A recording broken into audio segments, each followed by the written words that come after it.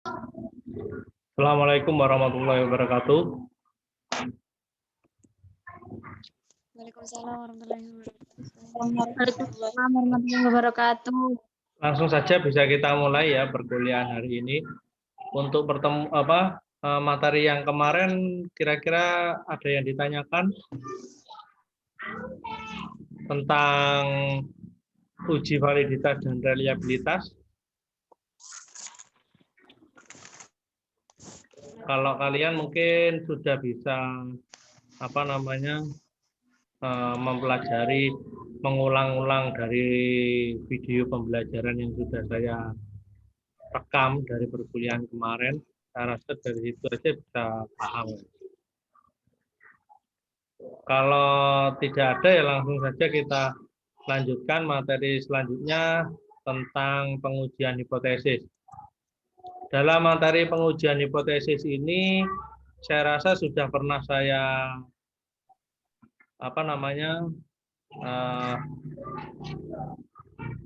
kirimkan ya video pembelajarannya di Rabu minggu yang lalu.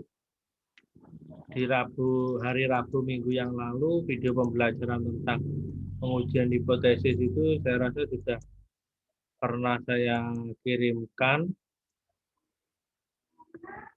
Mungkin kalau kalian bisa mencoba mempelajarinya, nanti isi dari PowerPoint atau slide-nya itu bisa lebih paham kalau saya ulang dari materi yang sudah saya kirimkan di hari Rabu minggu yang lalu. Minggu yang lalu ya, bukan Rabu kemarin.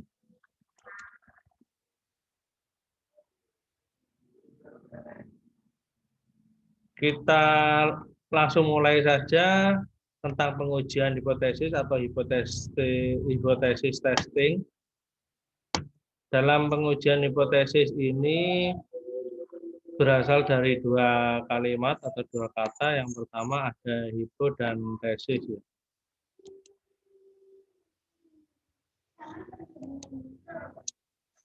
Hipo sendiri berarti kurang dari, di bawah, lemah, atau rendah. Sedangkan tesis itu adalah pendapat atau pernyataan. Sehingga kalau digabungkan menjadi hipotesis, artinya pendapat yang bersifat sementara, di mana pendapat yang bersifat sementara tadi perlu diuji kebenarannya, sedangkan proses pengujian kebenaran tersebut dinamakan dengan uji hipotesis yang dilakukan berdasarkan suatu pendapat atau tesis tadi.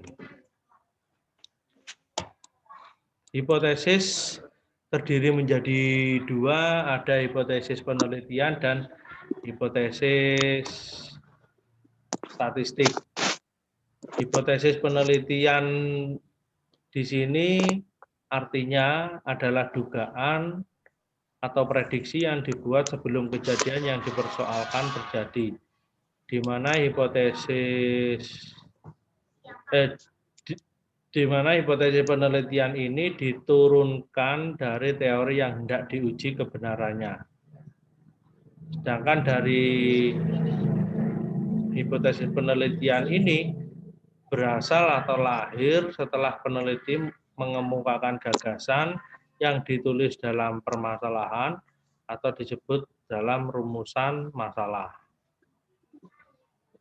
Jadi dalam hipotesis penelitian ini yang nantinya akan mengarahkan penelitian itu akan dibawa kemana, dalam artian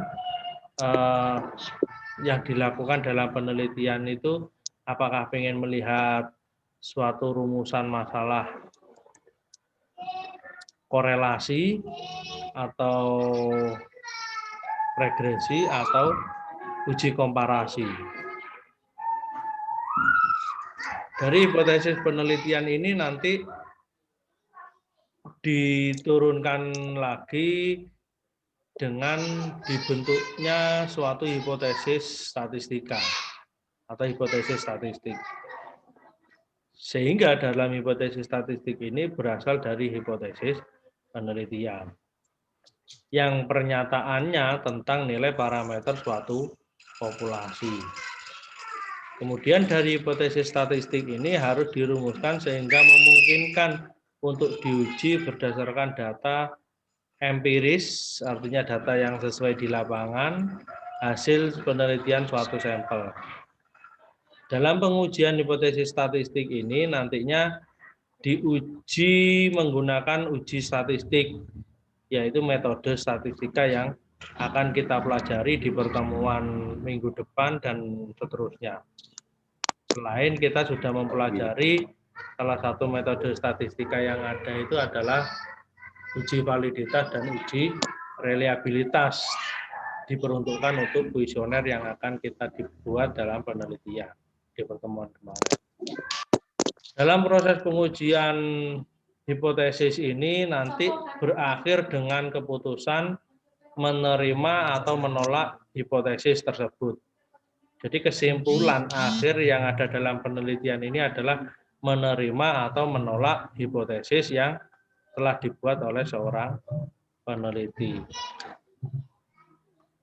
Yang intinya nanti dalam hipotesis statistik itu dikategorikan menjadi dua lagi, yaitu ada hipotesis nol atau hipotesis nihil atau null hipotesis, dan ada hipotesis alternatif atau disebut dengan H1 atau HA atau alternatif hipotesis.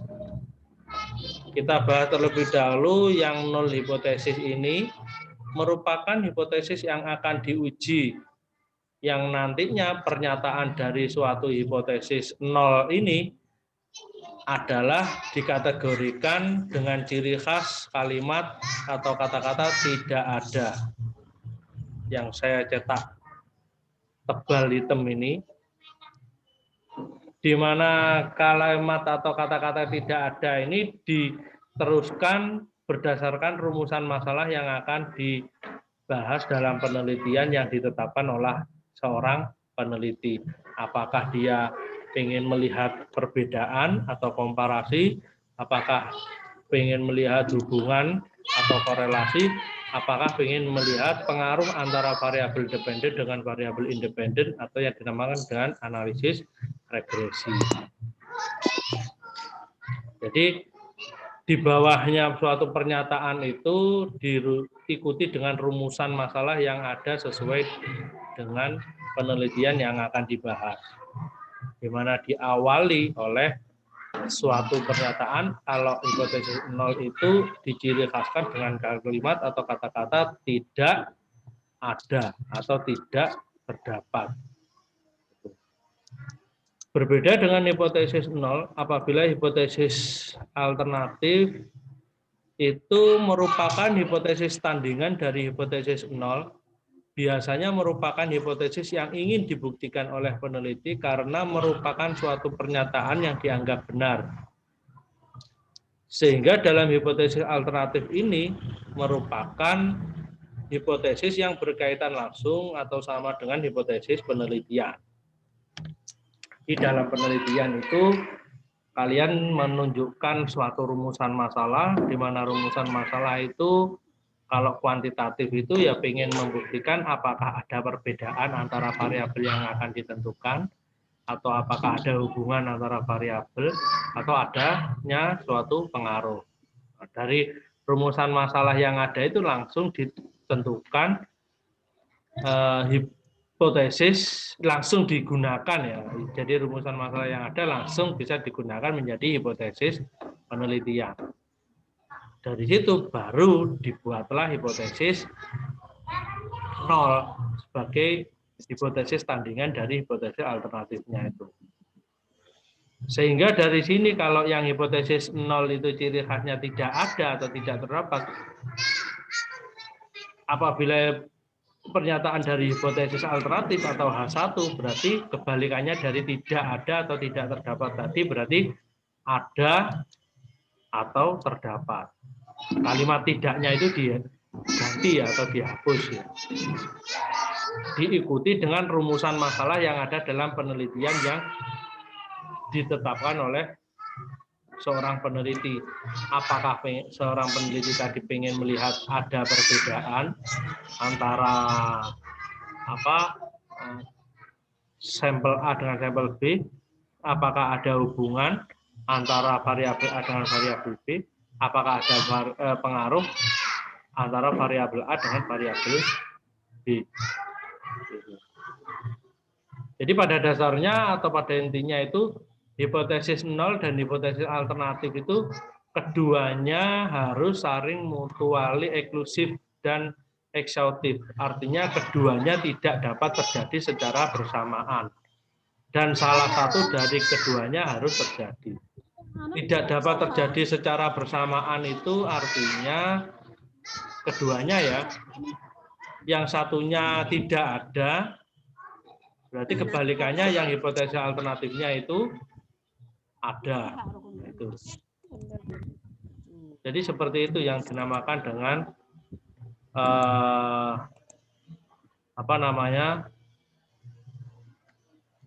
mutually eksklusif atau yang terjadi tidak bisa bersamaan atau terjadi salah satu dari keduanya harus terjadi. Itu tadi. Hasil akhir dalam suatu penelitian tadi di awal sudah saya sebutkan kalau tidak menerima atau menolak hipotesis tersebut, nah berarti di sini hipotesis keputusan pengujian hipotesis kalau H0 diterima berarti H1-nya ditolak, kalau H0 ditolak berarti H1-nya diterima. Nah ini yang dinamakan dengan tidak bisa terjadi secara bersamaan. Kalau H0 diterima, H1 diterima ini nggak bisa. Kalau yang satu diterima berarti yang satunya ditolak. Kalau yang satunya ditolak, kalau yang satunya diterima. Nah itu bentuk dari pengujian hipotesis. Contoh hipotesis seperti apa? Dulu pernah saya sebutkan kalau nggak salah. Contoh dari hipotesis itu.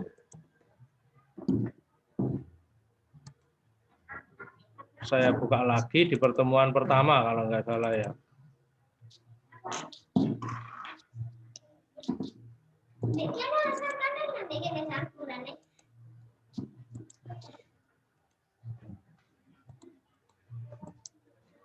Jadi, nah ini hipotesis definisinya dugaan sementara terhadap terjadinya hubungan variabel yang akan diteliti.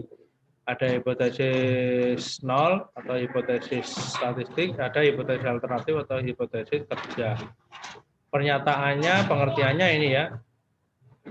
Di H0 itu menyatakan suatu kesamaan atau tidak adanya suatu perbedaan yang bermakna antara kedua kelompok atau lebih mengenai suatu hal yang dipermasalahkan.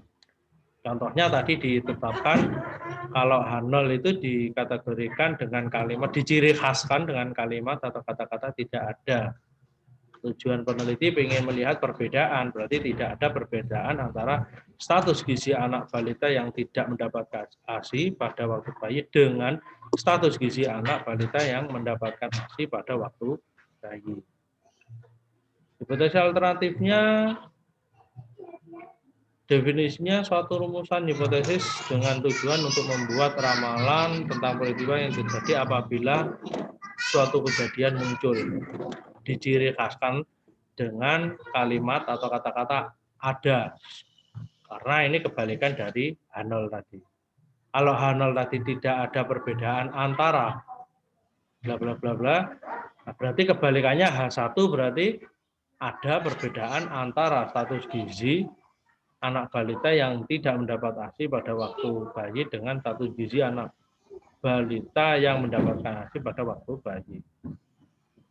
Contoh kalau H1-nya itu ada hubungan antara pendapatan per kapita dengan status kesehatan masyarakat. Maka kebalikannya untuk membuat H0, karena di sini sudah terdapat ada, berarti tidak ada hubungan antara pendapatan per kapita dengan status kesehatan masyarakat.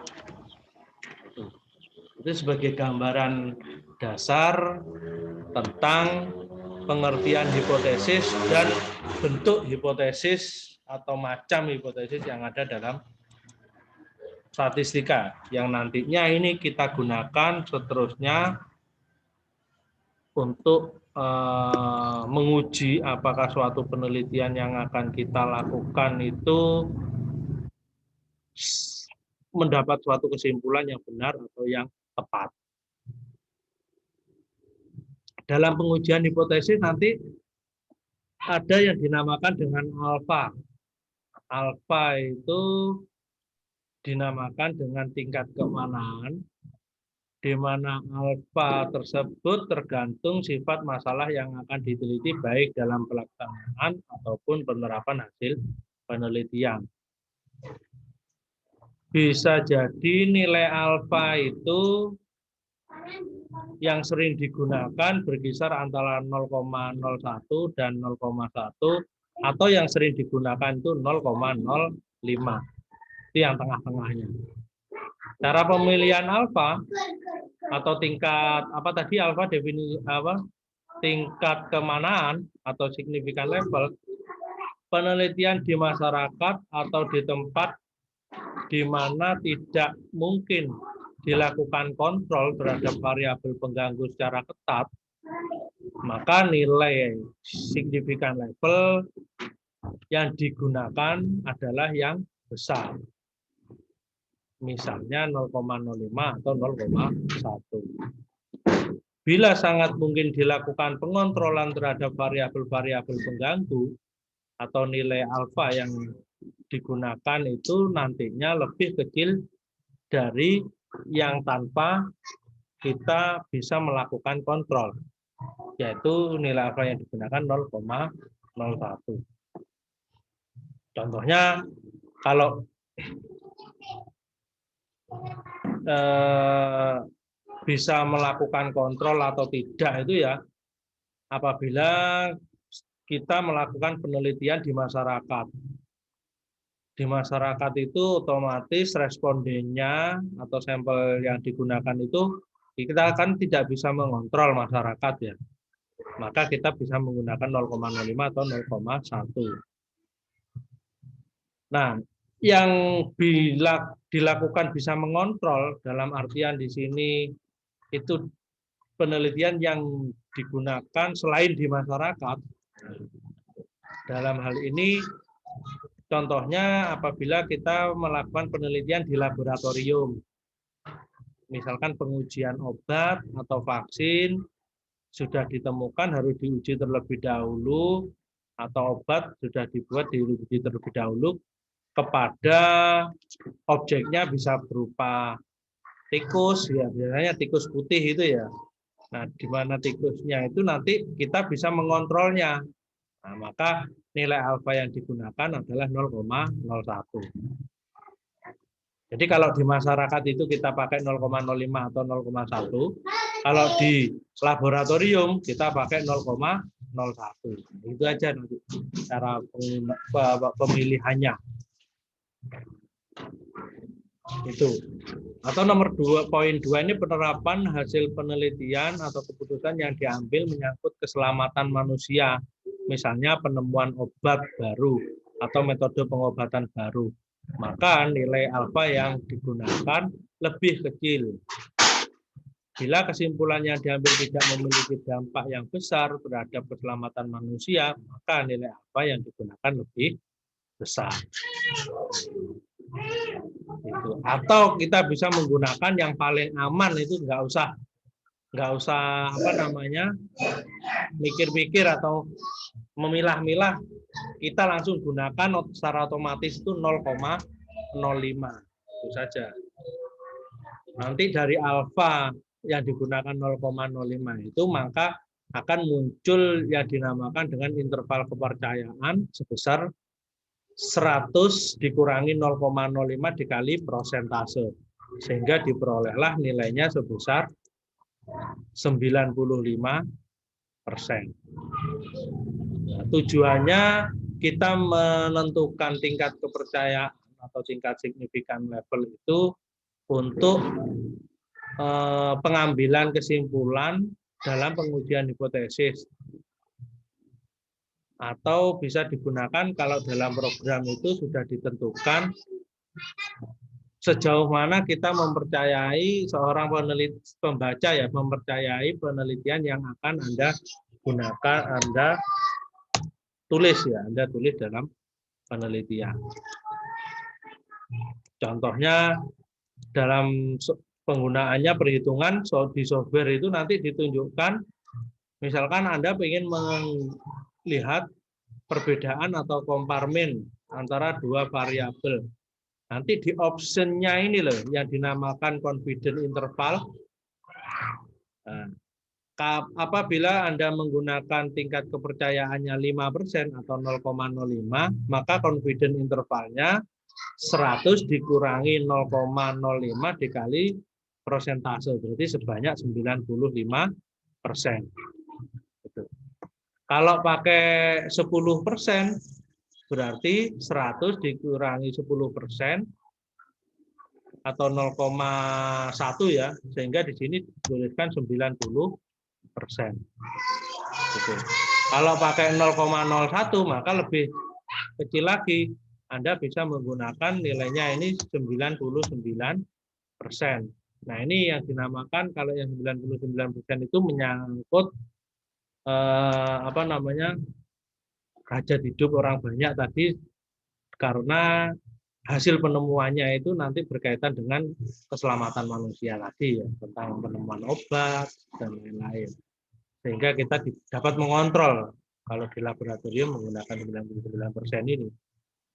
Itu ini nanti gunanya, fungsinya seperti itu. Atau nanti bisa di analisis korelasi juga muncul. Oh, ini ternyata nggak muncul di sini. Kalau yang di analisis non parametrik pun nanti juga muncul seperti itu. Option. Kalau nggak ada ya berarti biasanya langsung menggunakan 0,05 itu. Atau di regresi, contoh di regresi nanti optionnya, nah ini 0,05 ini. Gitu. Jadi dalam pengujian hipotesis itu, selain kita mengetahui bagaimana cara membentuk hipotesis yang akan kita uji dalam penelitian untuk ditarik suatu kesimpulan, kita juga harus disuruh menetapkan nilai yang dinamakan dengan tingkat kemenangan. Di mana nilai tingkat kemenangan ini nanti berhubungan dengan nilai interval kepercayaan. Yang nilainya itu berkisar antara 0,01 sampai dengan 0,1. Atau sering digunakan itu, paling sering digunakan adalah 0,05.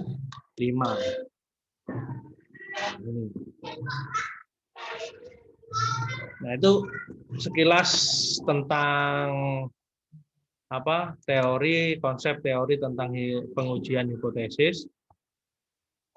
Saya lanjutkan lagi pemilihan uji statistik. Jadi untuk materi minggu depan nanti langsung pada teknis bagaimana cara memilih uji statistik.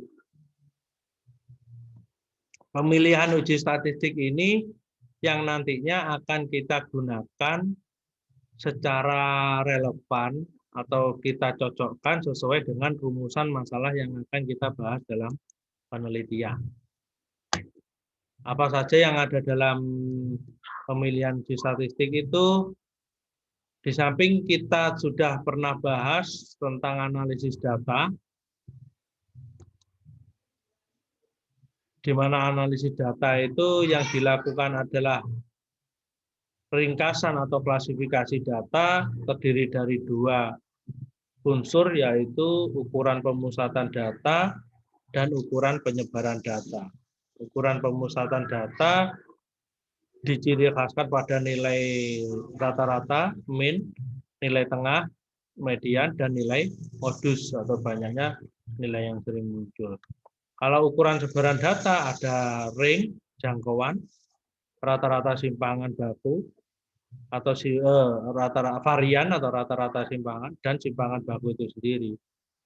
Kemudian dari itu dideskripsikan atau disajikan datanya dalam bentuk narasi, tabel, atau daftar, atau dalam bentuk diagram, grafik, dan gambar. Nah, sedangkan yang kedua ini berkaitan dengan pengujian hipotesis, yaitu analisis inferensial, yang tujuannya mengestimasi dan melakukan pengujian hipotesis berdasarkan rumusan masalah, apakah ingin melihat komparasi, perbedaan, atau korelasi, atau hubungan. Kemudian dalam statistik inferensia itu, selain kita mengestimasi, artinya adanya suatu penaksir nilai parameter berdasarkan estimasi titik, point estimation, atau estimasi interval, atau interval estimation. Dan yang terakhir yaitu pengujian hipotesis atau hipotesis testing, di mana digunakan untuk mengetahui keterkaitan atau hubungan antara variabel di populasi yang dinamakan dengan uji statistik. Langkah-langkah dalam uji statistik yang pertama, ini harus Anda pahami betul, karena nanti dalam melakukan pengujian hipotesis, Anda biar tahu apa yang harus Anda lakukan. Yang pertama yaitu menetapkan hipotesis statistik dengan membuat atau mendefinisikan hipotesis nolnya itu berbunyi apa dan hipotesis alternatifnya berbunyi apa. Kemudian setelah itu menentukan tingkat kemanaan atau signifikansi level sehingga nanti bisa didefinisikan lagi menjadi interval kepercayaan yang nilainya berkisar antara 0,01 dan 0,1 atau paling sering yaitu 0,05. Langkah selanjutnya yaitu melakukan pemilihan statistik uji, di mana pemilihan statistik uji itu perlu diperhatikan adalah jenis data yang Anda gunakan dalam penelitian. Jenis datanya itu apa saja kategorinya? Ada data nominal, ordinal, interval, dan rasio. Kalau datanya nominal itu nanti metodenya menggunakan apa, ordinal apa, dan interval rasio menggunakan metodenya apa. Nanti akan muncul di suatu tabel yang sudah saya buatkan.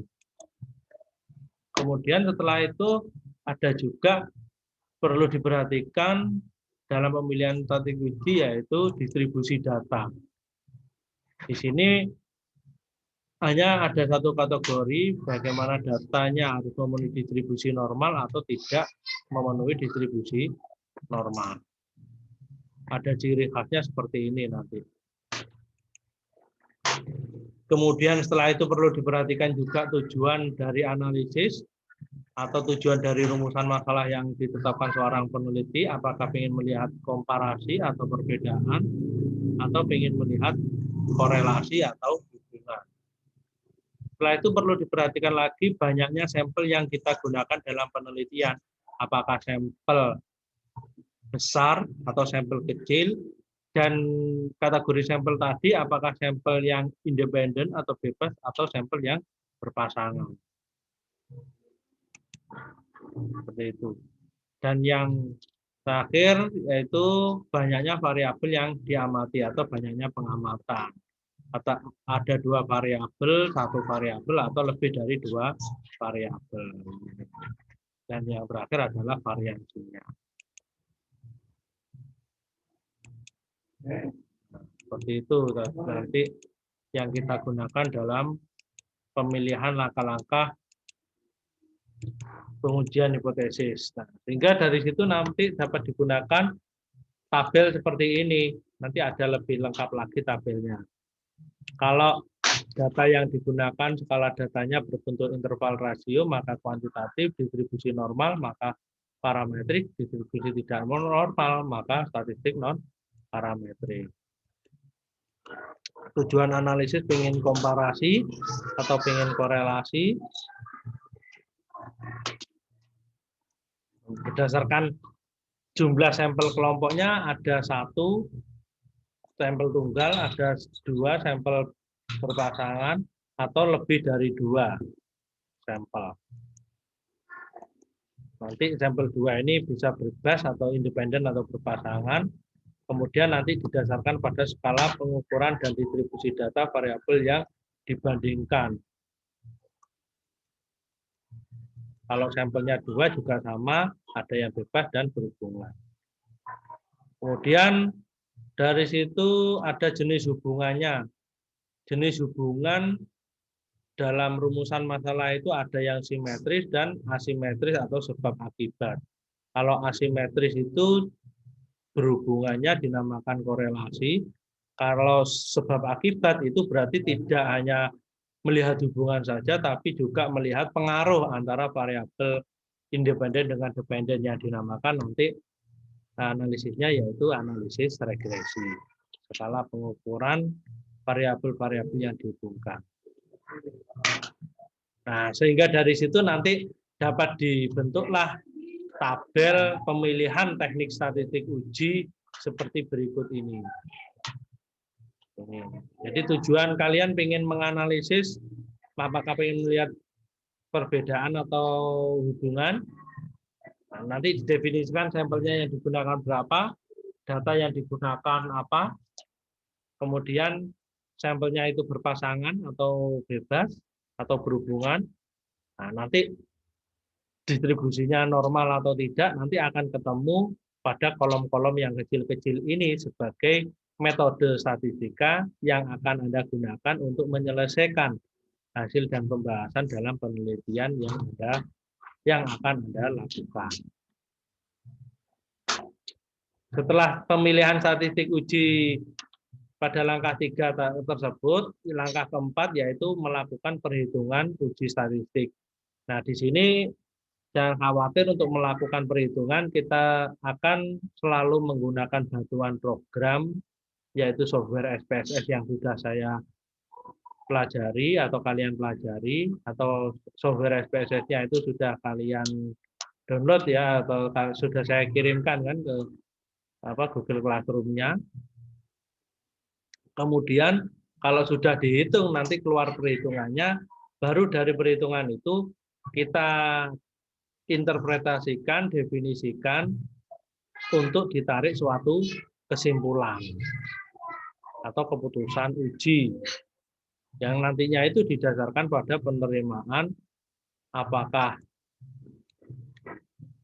pada penerimaan dan penolakan hipotesis nol dari hasil uji statistik biasanya didapatkan nilai statistik uji dan tingkat kemanaan secara umum. Keputusannya menolak hipotesis nol diambil apabila H0 ditolak jika nilai statistik uji berdasarkan perhitungan tadi apabila kalau dibandingkan dengan nilai tabel itu lebih besar atau p-value atau nilai tingkat kemanaan dibandingkan dengan tingkat signifikansi itu lebih kecil.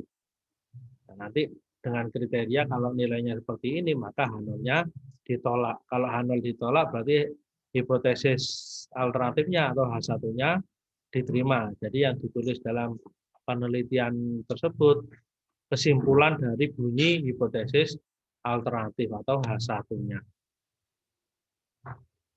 Nah, itu nanti bagaimana cara kita melakukan pengujian hipotesis sehingga untuk pertemuan selanjutnya kita akan langsung saja membahas teknis dari pengujian hipotesis untuk uji T sampel tunggal atau untuk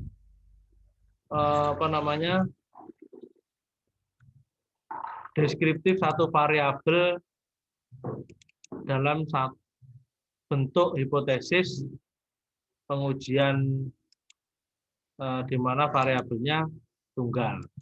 Nanti seperti ini. Nah, ini ya yang yang deskriptif suatu variabel, bentuk hipotesisnya deskriptif suatu variabel.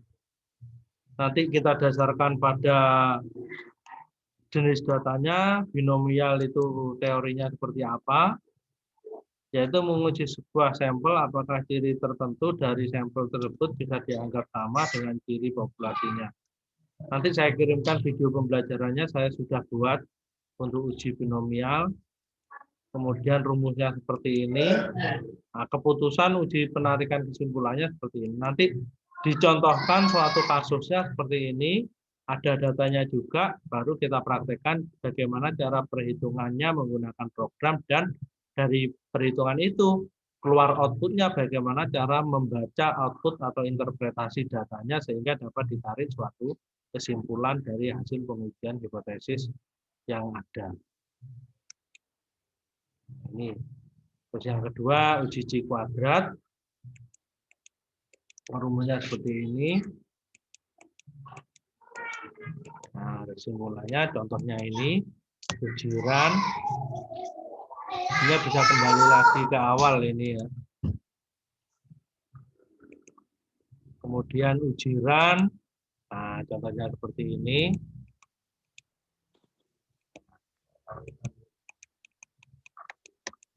Kemudian yang terakhir uji T sampel tunggal. Klik ya, rumusnya seperti ini. Ini teorinya, rumusnya, cara pengambilan keputusannya seperti ini. Ini contoh kasusnya. Seperti itu nanti kita lanjutkan minggu depan. Nanti kita bisa diskusikan kalau ada pertanyaan dari materi kali ini.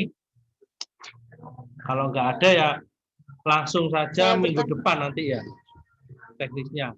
Biar Saya mau bertanya, Pak. mana? Saya Ya? Pak, Ya, ya. saya mau bertanya.